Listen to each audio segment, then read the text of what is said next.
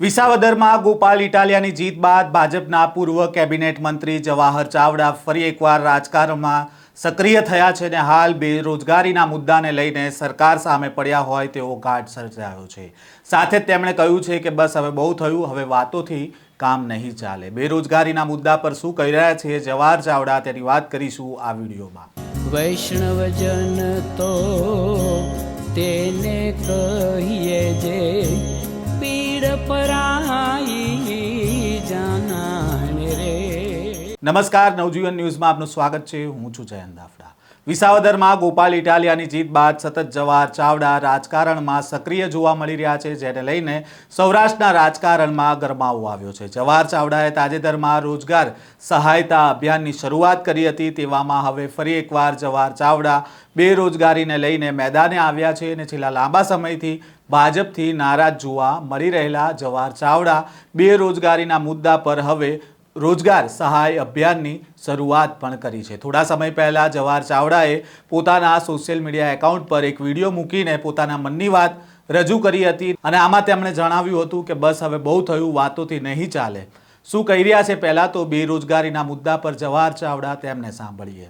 નમસ્કાર, આજે આપ સૌની સમક્ષ મારા યુવા બેરોજગાર ભાઈઓ અને બહેનો સાથેના છેલ્લા 8 મહિનાનો સંવાદનો સાર અને અભિપ્રાયો અને પીડાઓને મૂકું છું। મારા પ્રવાસ દરમિયાન એમણે કરેલી રજૂઆતો અને એમના દુઃખો મોટા ભાગે આ છે। બેરોજગારી દરેક વર્ગ, સમાજ અને જાતિ અને વિસ્તારમાં છે। સરકારી વિભાગોમાં પણ અનેક સમસ્યાઓ અને સંકલનનો અભાવ છે કે સુચારી વ્યવસ્થા નથી। મોટી કંપનીઓમાં પણ સ્થાનિક લોકોને રોજગારી આપવામાં સંપૂર્ણ નિષ્ફળ ગઈ છે। તે ઉપરાંત ઓરમાયું વર્તન પણ કરે છે। વારંવાર પેપર લીક થવાથી અને પસંદગીની ખોટી પદ્ધતિઓથી યુવાનોમાં આક્રોશ અને હતાશાની લાગણી ફેલાઈ છે। આવા નાના મોટા અનેક પ્રશ્નો રોજગારને લગતા છે, જેને લઈને આપણી યુવા પેઢી મહેનતી અને હોશિયાર હોવા છતાં બેરોજગાર છે। આ પ્રશ્ને આપણે બધા સમાન રીતે સ્પર્શે છે। આ સામાજિક જવાબદારી છે ને આપણે સૌ ક્યાંક નિષ્ફળ ગયા છીએ, જે ભૂલને સ્વીકારીને સુધારવી પણ જરૂરી છે।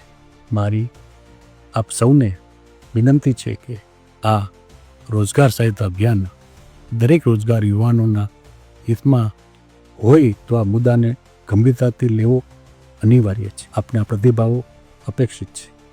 આપનો આભારી, જવાહર ચાવડા।